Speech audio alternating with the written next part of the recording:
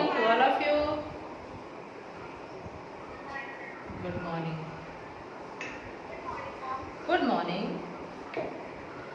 अब सारे बच्चे अपना अपना ऑडियो म्यूट करेंगे। ये तो मुझे हर बार बताने की जरूरत नहीं है, हर क्लास में मैं इसी बात को रिपीट करती हूँ, इसकी जरूरत तो नहीं है। आप लोग खुद ज्वाइन हो जाइए और अपने आप म्यूट कर लिया कीजिए, ठीक है ना। तो हम लोगों ने पिछले क्लास में क्या पढ़ा था, विराम चिन्ह पढ़ा था। आपने कहा था मैम एक बार फिर से रिवीजन हो जाता, तो मैंने करा दिया था विराम चिन्ह। आज हम लोग पढ़ेंगे पाठ 11 तेनालीराम का, तेनालीराम ने चोरों को उल्लू बनाया, ठीक है। ये पाठ हमारा सिर्फ पढ़ने के लिए, इससे कोई भी प्रश्न नहीं किए गए हैं। तो हम लोग, लेकिन चूंकि हमारे किताब में है, हमारी बुक में है, तो हमारा जानना तो जरूरी है ना कि आखिर कुछ तो उससे पता चलेगा। बिना किसी उसमें ज्ञान की बातें तो जरूर होंगी, तभी वो हमारे पाठ में दिया गया है। इसलिए हम लोग जान लेंगे, आज उस पाठ को हम लोग पढ़ लेंगे और जान लेंगे कि वो तेनालीराम कौन थे, उन्होंने किस तरह से बुद्धिमानी के बल पर वो राजा के प्रिय थे अपने, तो कैसे वो अपनी बुद्धि का प्रयोग हर जगह करते थे, ये हम लोग जानेंगे, ठीक है ना।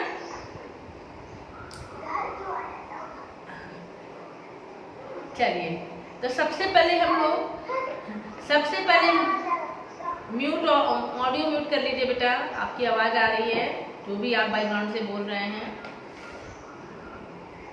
तो सबसे पहले हम लोग जानेंगे तेनालीराम के बारे में। तेनालीराम कौन थे, उनका जीवन परिचय। हर जगह आप लोग बचपन से तेनालीराम के बारे में सुनते आए होंगे।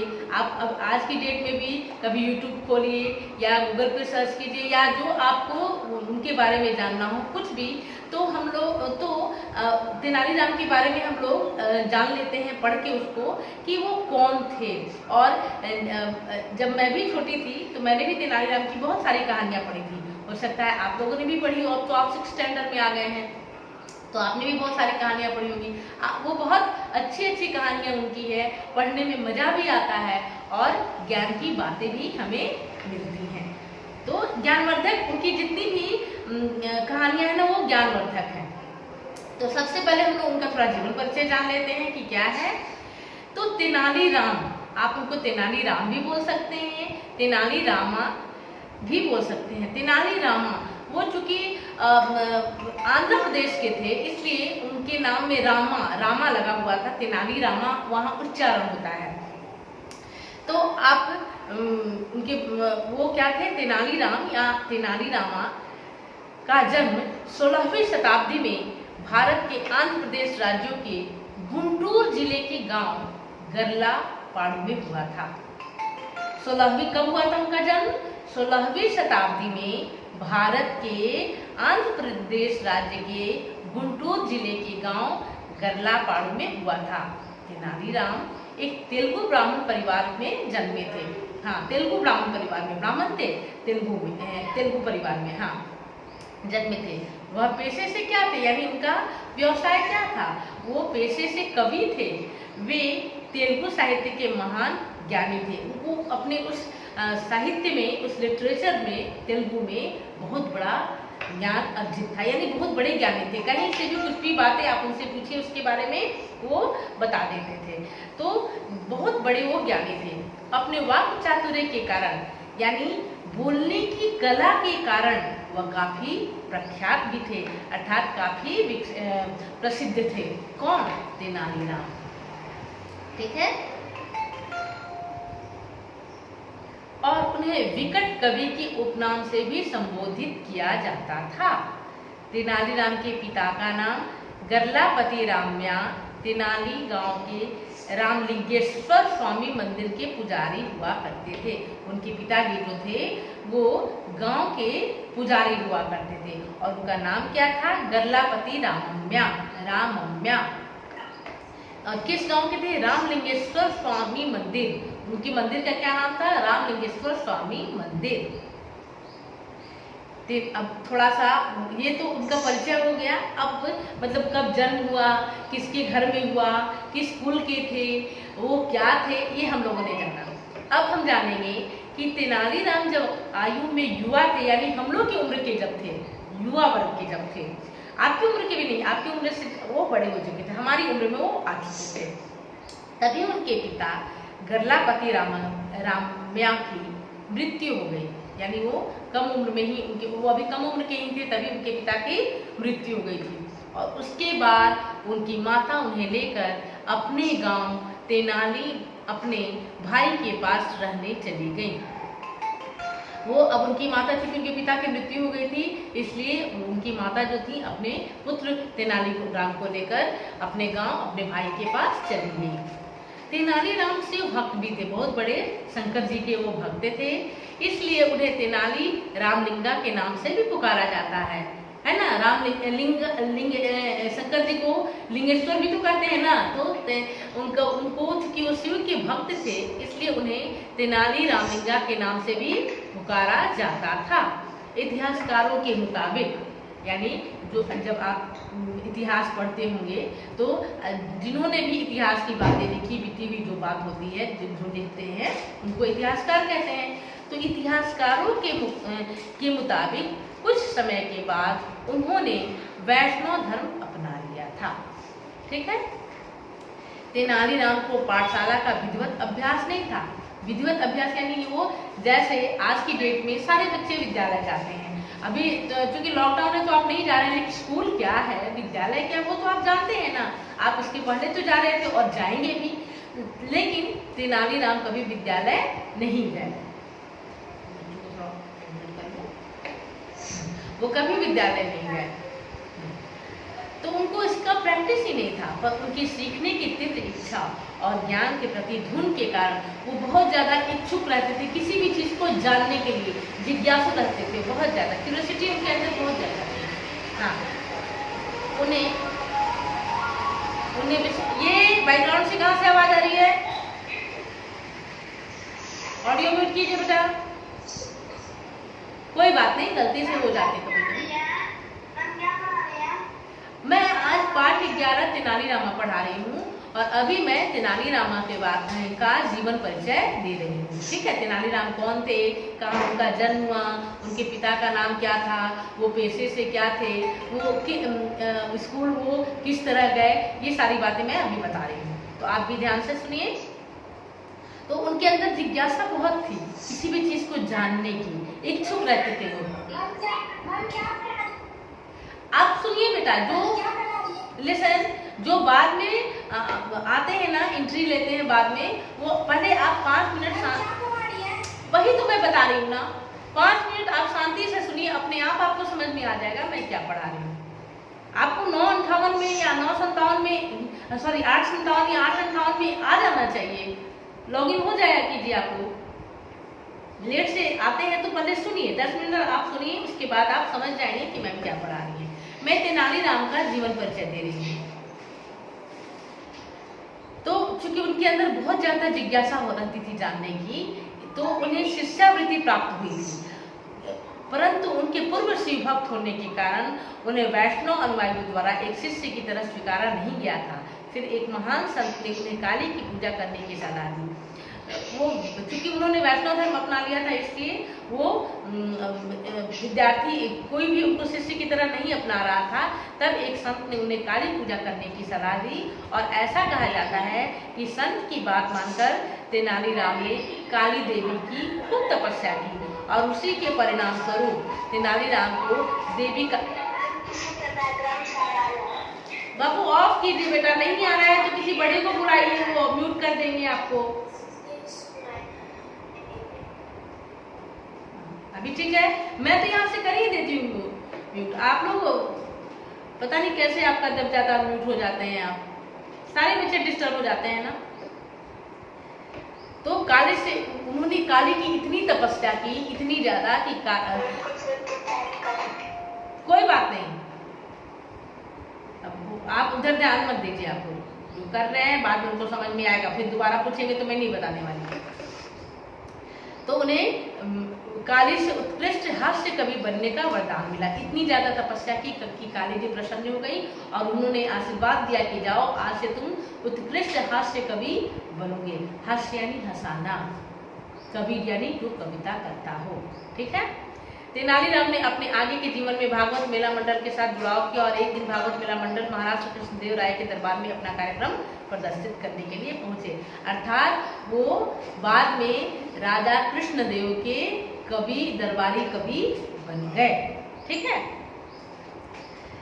वो उनके प्रदर्शन से राजा कृष्णदेव राय को इतने प्रभावित हुए कि कृष्णदेव राय तेनालीराम को अपने दरबार में 8वें स्कॉलर अर्थात अष्ट दिग्गज मंडल में हास्य कवि के पद पर शामिल कर लिया। ठीक है। तो हम लोगों ने अभी जान लिया कि तेनालीराम कौन थे, कहाँ उनका जन्म हुआ था और वो जन्म के पश्चात वो कहाँ वो उनके जब युवा वर्ग में आए तो उनके पिता की मृत्यु हो गई और उनकी माता ने उन्हें अपने गांव अपने भाई के पास उनकी माता उन्हें ले गई और वहीं वो लोग रहने लगे। और अंत में चूंकि वो बहुत ज़्यादा जिज्ञासु थे, पढ़ने में उनका बहुत मन लगता था, लेकिन वो अभ्यास नहीं था उनको विद्यालय जाने का, विद्यालय वो विधिवत नहीं गए थे। इसलिए एक संत के कहने पर उन्हें काली जी की घोर तपस्या की और काली जी उनकी तपस्या से खुश होकर और काली जी ने उन्हें आशीर्वाद दिया कि जाओ आज से तुम हास्य कवि के रूप में प्रख्यात होगे। और वहीं राजा कृष्णदेव के दरबार में एक बार जब वो अपनी कविता सुनाने गए तो राजा कृष्णदेव इतने प्रभावित हुए उनकी कविता से कि उन्होंने अपने दरबार में उन्हें 8वें कवि के रूप में सम्मिलित कर लिया और वो उनके दरबारी कवि कहलाने लगे। आज हम लोग उन्हीं तेनालीराम, उनकी तो बहुत सारी कहानियां हैं, तो आज उन्हीं में से एक कहानी हम लोग अपने पाठ के अंतर्गत पढ़ेंगे और उस कहानी का क्या नाम है? तेनालीराम ने चोरों को उल्लू बनाया। तो कैसे उन्होंने अपनी बुद्धिमत्ता के बल पर, अपनी बुद्धि के बल पे चोरों को उल्लू बनाया और अपना काम भी निकाल लिया। तो वो काम क्या था, किस प्रकार उल्लू बनाया, वो अभी हम उसको इस पाठ के अंतर्गत जान लेंगे। अब कहानी हमारी क्या है? तो गर्मियों के दिन थे, भीषण गर्मी पड़ रही थी। विजयनगर के तालाब सूख गए थे, नदी नाले भी एकदम सूख चुके थे।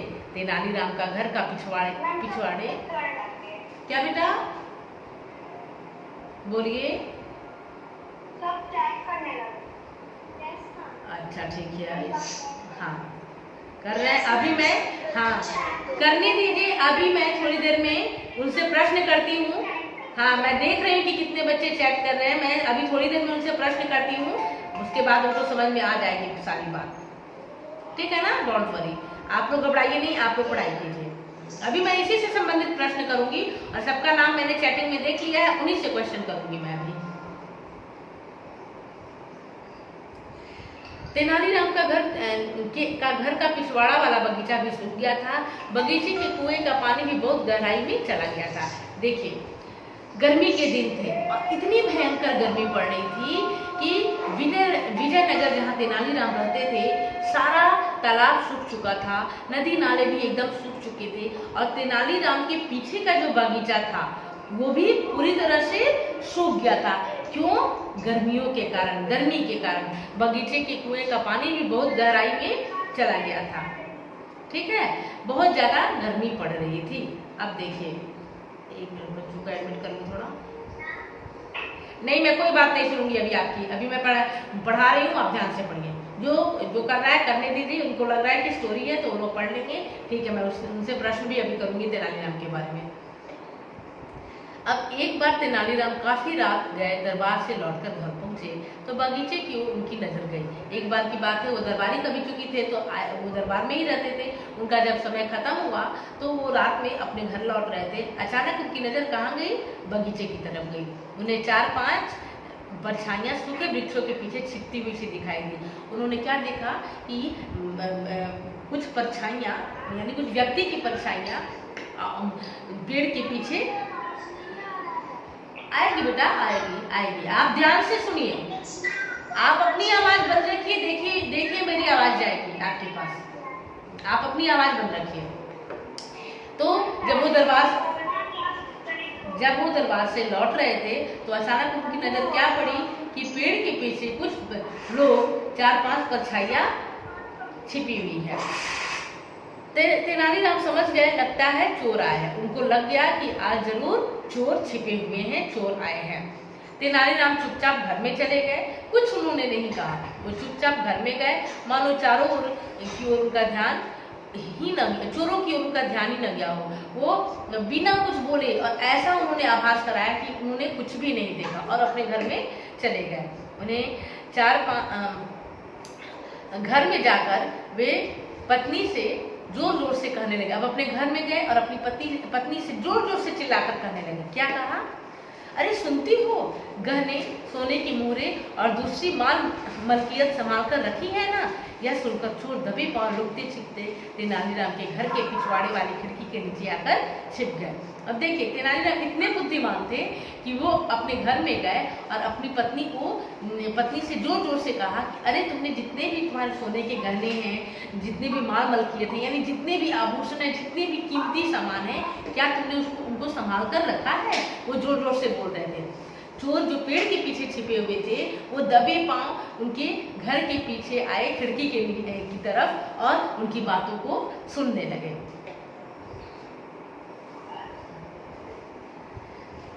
तेनालीराम की पत्नी ने पूछा, क्यों, क्या बात है? अब तेनालीराम जब अचानक वो घर में आए, कोई भी अचानक अगर गहने आभूषण की बात करने लगेगा तो घर वाले को थोड़ा आश्चर्य होगा। वैसे उनकी पत्नी को हुआ। उन्होंने कहा कि क्या बात है? तेनालीराम ऊंचे स्वर में बोले, आज दरबार में चर्चा हो रही थी। उन्होंने क्या कहा कि आज दरबार में चर्चा हो रही थी कि आजकल जगह जगह चोरियां हो रही हैं। उन्होंने पूरी बात बताई अपनी पत्नी को और क्या कहा कि दरबार में चर्चा हो रही थी कि जगह जगह चोरियां हो रही है। इससे मुझे भी लगा कि हम भी गहने और सोने की मोहरें कहीं छिपाकर रख दें ताकि चोर खोज कर थक जाए तो भी न मिले। अपनी पत्नी को क्या कहा? ऐसे ही उन्होंने झूठ बोला कि चूंकि आज दरबार में चर्चा हो रही थी कि जगह जगह चोर बढ़ गए हैं, इसलिए मैंने सोचा कि तुम्हारे पास भी जो गहने आभूषण हैं, जो कितनी कीमती सामान है, उनको छिपाकर कहीं रख दिया जाए और चोर ढूंढते ढूंढते थक जाए लेकिन वो सामान उनको नहीं मिले। तेनालीराम की पत्नी ने पूछा, पर ऐसी कौन सी जगह है जहाँ छिपाएंगे? यह सुनकर घर की खिड़की के नीचे छिपे चोरों के कान खड़े हो गए। अब पत्नी ने कहा कि ठीक है, आप छिपाने की बात कर रहे हैं तो ऐसी कौन सी जगह है जहां आप छिपाएंगे?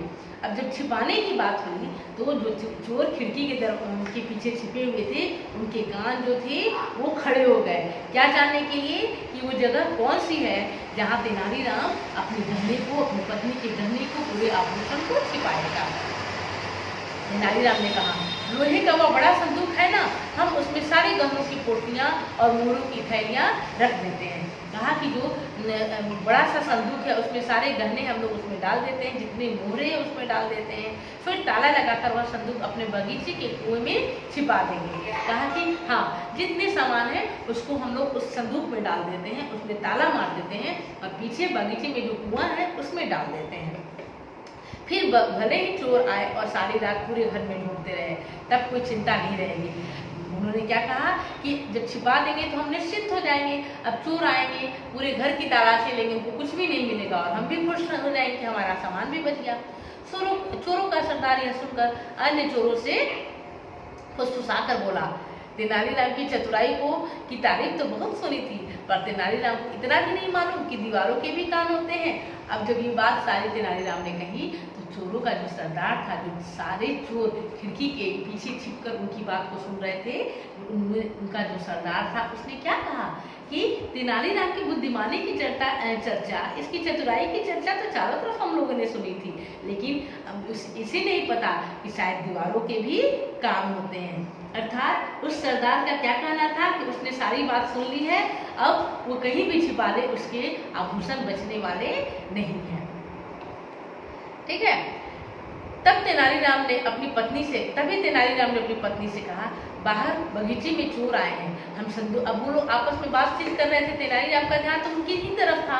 अब वो तेनालीराम, तब तक उनको मौका मिल गया तेनालीराम को अपनी पत्नी को बताने का, और उन्होंने क्या बताया कि बाहर बगीचे में चोर आए हैं, हम संदूक में अपनी चक्की के दोनों पार्ट डाल देंगे और इसके बाद यह संदूक कुएं में डाल देंगे। क्या कहा कि उस संदूक में जो चक्की जिसमें आटा पहले चक्कियाँ होती थी, हर घरों में ना चक्कियाँ होती थी जिसमें दाल, आटा, ये सब पीसे जाते थे। ऐसे जाता जिसको बोलते हैं, उसको चक्की भी बोली जाती है। अच्छा ठीक है, थोड़ा धीरे धीरे। इको प्रॉब्लम हो गया होगा बेटा, इको हो जाता है कभी कभी। तो तेनालीराम ने कहा कि जितने भी चक्की के दोनों पार्ट हैं, ओके हाँ बोलिए।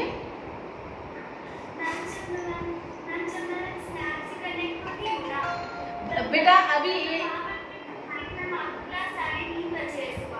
मेरा क्लास सुबह 3:30 बजे से, ऐसा कैसे हो जाएगा?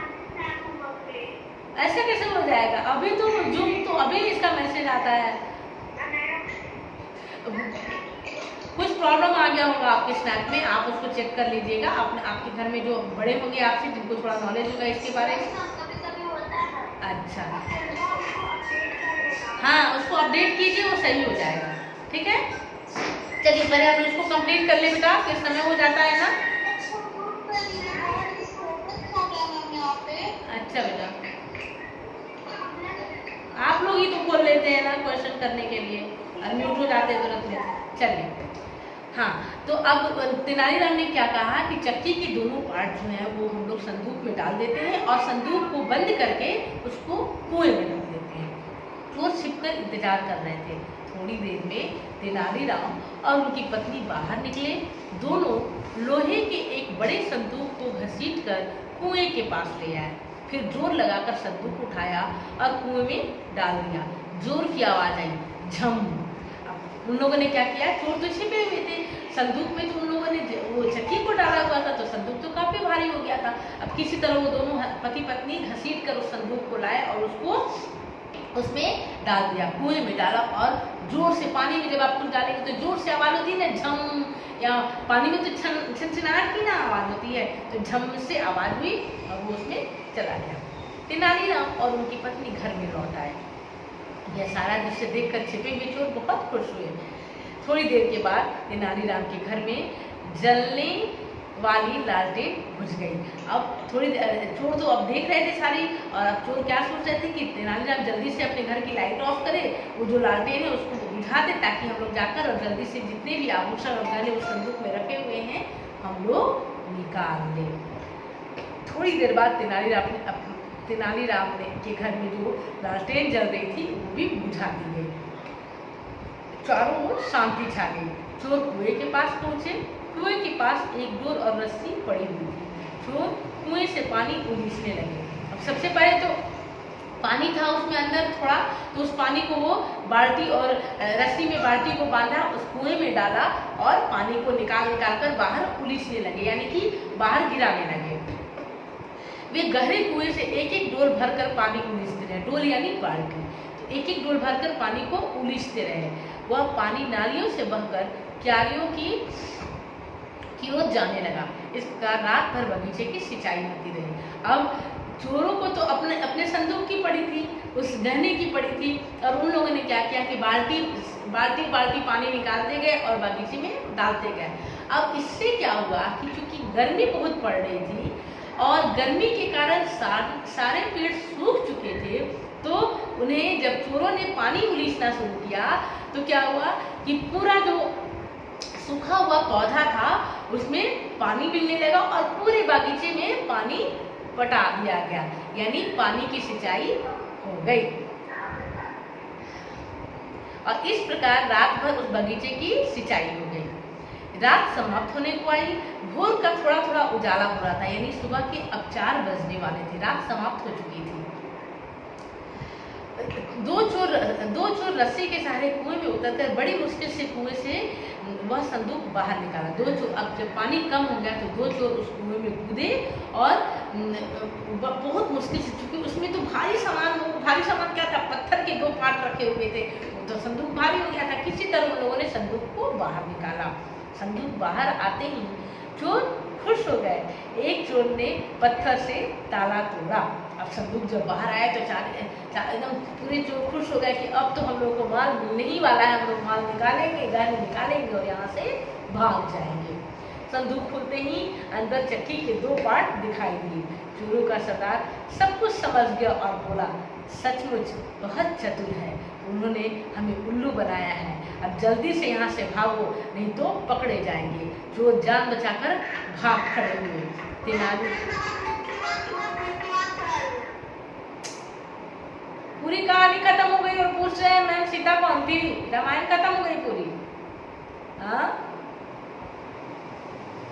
सुनिए, पेज नंबर 51 पढ़ा रही हूँ, ठीक है ना। अब तेनालीराम भागते हुए चोरों को देखकर मन ही मन मुस्कुराते रहे। देखिए चोरों ने क्या कहा, रात भर चोर पानी कुएं से निकालते रहे और पूरे बगीचे की उन्होंने सिंचाई कर दी। जब निकालते रहे और पानी को कहाँ फेंकते, बगीचे में मिट्टी थी और वो मिट्टी सूखी हुई थी, गर्मी के दिन थे। तो तेनालीराम ने कितनी बुद्धि लगाई अपनी, कितनी चतुराई से उन्होंने अपने पूरे सामान की भी रक्षा कर ली और अपने बगीचे को भी पानी से पटा दिया, पानी पटा दिया, ठीक है ना। हाँ तो अब नाम मैं देख रही हूँ, अब सबको रिमूव करने लगूंगी।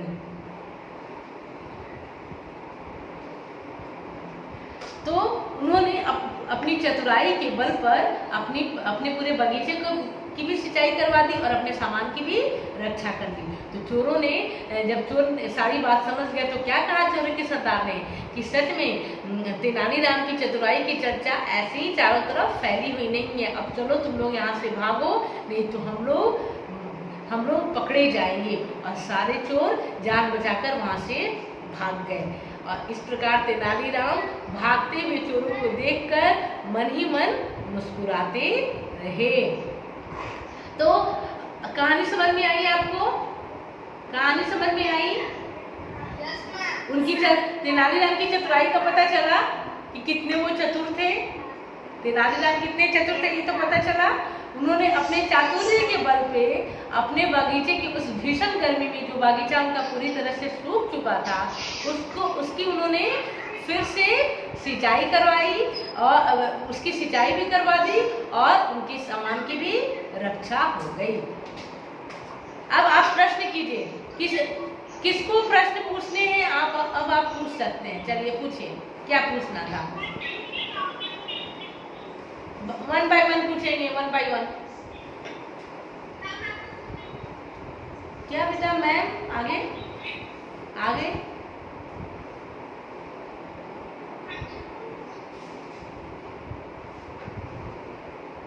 नहीं सुनाई दे रहा है बेटा, थोड़ा जोर से बोलिए।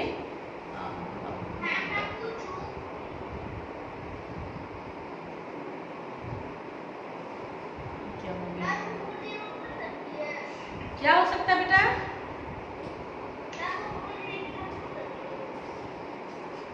हाँ पूछिए, क्या पूछना है पूछिए।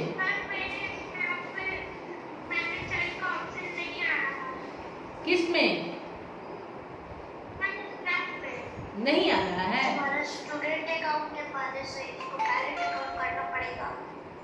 तो एक काम कीजिए बेटा, आप क्लास टीचर आपके कौन है, किस सेक्शन के हैं आप किस सेक्शन की हैं? 6F। सर से बात करो ना, सर बता देंगे। नहीं आप क्लास टीचर को बोलिए, वो अपने थ्रू आपको ऐड कर लेंगे। क्लास टीचर को आप बोलिएगा तो अपने थ्रू ऐड कर लेंगे आपको, ठीक है ना। और पाठ से संबंधित कोई प्रश्न है? इस पाठ में तो कोई प्रश्नोत्तर तो करने नहीं है, बस मैंने इसलिए आपको पढ़ा दिया। ये तो आपके पढ़ने की कहानी थी, मैंने इसलिए पढ़ा दिया कि ताकि आप लोग तेनालीराम के बारे में थोड़ा जान लीजिए। और जब एक कहानी पढ़ते हैं ना तो थोड़ा और जिज्ञासा बढ़ती है और कुछ जानने की। तो आप लोगों को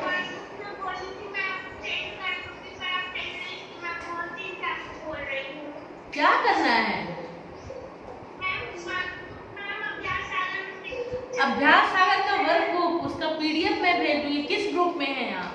ग्रुप बताइए, ग्रुप बताइए। हाँ क्या?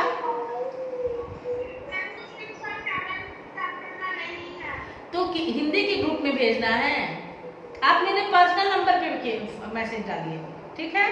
अब उसमें मैसेज डालकर आप लिखेंगे कि आपको किस ग्रुप में चाहिए। अगर आपके पर्सनल पे चाहिए तो मैं पर्सनल पे भेज दूंगी। टोटल 10 चैप्टर का मैं आप लोगों को आज चैप्टर 1 to 10 तक का फिर से भेज दूंगी। मैंने भेजा हुआ है, आपने सेव नहीं किया था, मैंने स्टार्टिंग में ही आपको भेज दिया था। अभ्यास सागर का चाहिए, ठीक है, अभ्यास सागर का भेज दूंगी, ठीक है। और कोई प्रश्न है? और कोई प्रश्न है?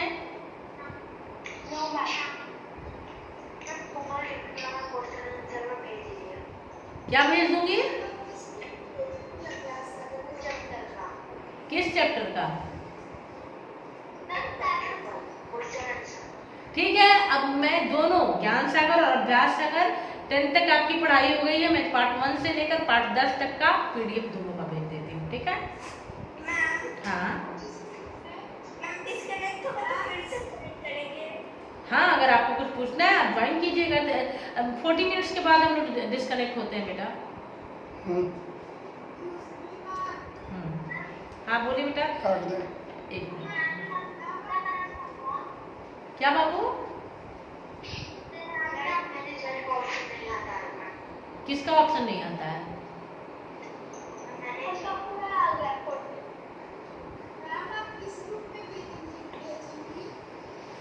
हिंदी ग्रुप है ना, हिंदी ग्रुप F2J, उसमें डाल देती हूँ F2J, और नहीं तो मैं स्नैप वर्क पे डाल देती हूँ, स्नैप वर्क पे, ठीक है। कल तो आपका टेस्ट है। अब हम लोग मंडे को एक काम करते हैं, मंडे को कबीर के रहीम और कबीर के जो दोहे हैं वो हम पढ़ लेंगे थोड़ा, रहीम और कबीर के दोहे। एक बार हम, चूंकि हम लोग को रिवीजन करना है बेटा, हमारे ये में है सिलेबस में है, हम लोग जो भी पढ़ा लेते हैं ना मंथ के एंड में रिवीजन करते हैं, तो हम लोग उसको रिवीजन कर देंगे कबीर के दोहे। हम लोग बहुत आगे बढ़ गए, 10 तक पढ़ लिया हमने, आज 11 भी पढ़ लिया, तो हम लोग रिवीजन कर लेंगे। नहीं आया है ना, इसलिए मैं ट्यूसडे को अगली कक्षा में मैं दोहे पढ़ाऊंगी, ठीक है।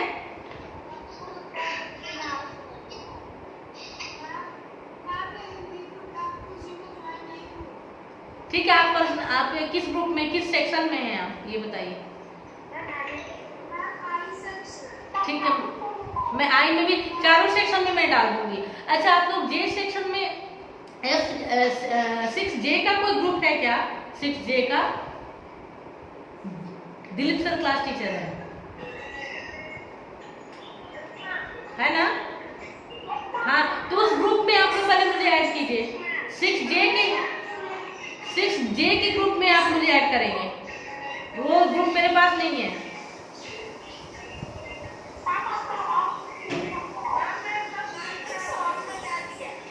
ठीक है, आप मुझे सेंड कर देंगे, कोई भी बच्चा लिंक सेंड करेगा मैं ऐड होंगी उसमें, ठीक है। ओके, अगली कक्षा में हम लोग कबीर और रहीम के दोहे पढ़ेंगे, और आप लोग कलम और कॉपी लेकर बैठा कीजिए। कोई भी मैं शब्द बताती हूँ, शब्दार्थ बताती हूँ, तो उसको जरूर लिख लीजिए, ठीक है। ओके।